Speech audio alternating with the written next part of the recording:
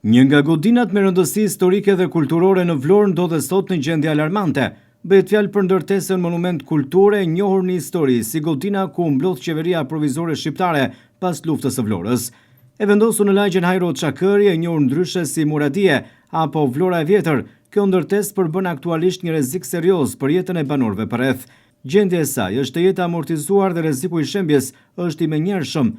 Disa pjesë të godinës ka nisur tashmë të bien, duke rritur frikën dhe pasigurinë tek banorët e zonës.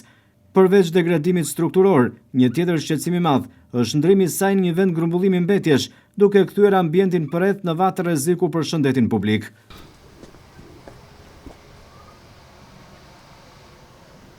Godina mbart rrezik për përhapjen e sëmundjeve infektive, jo vetëm për shkak të mbeturinave, por edhe për faktin se përdoret nga personat që konsumojnë drogë.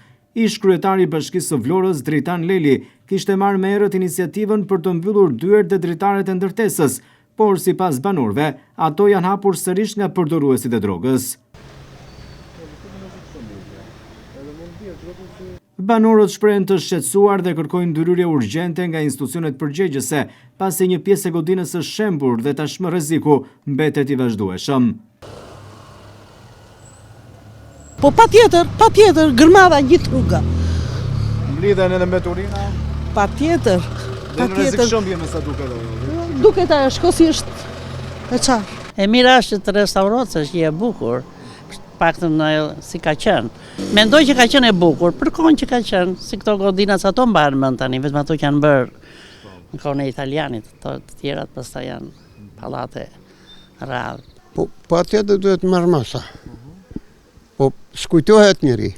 Kaloni çdo ditë ju këtu? Po. Kalojmë. Këtu mblidhen dhe mbeturina. Po.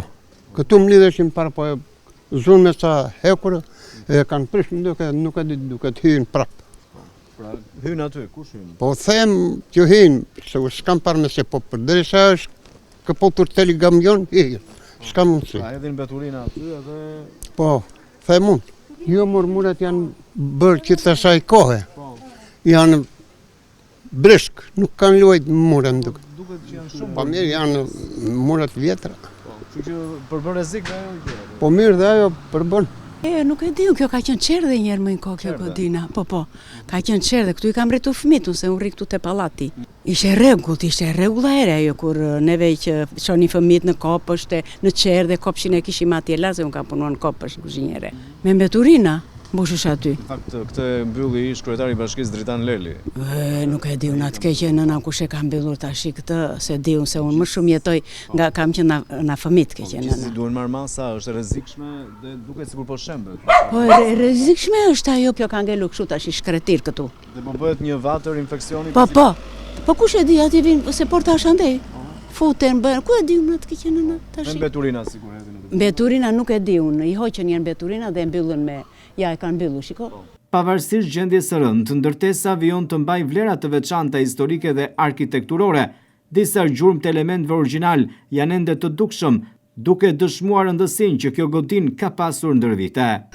Tash hedhësh poshtë më duket shko dhe ato simbolet e vogla, se unë kam punuar dhe në muze, në Berat dhe janë gjëra që mund t'i rregullojnë të dalin në pa.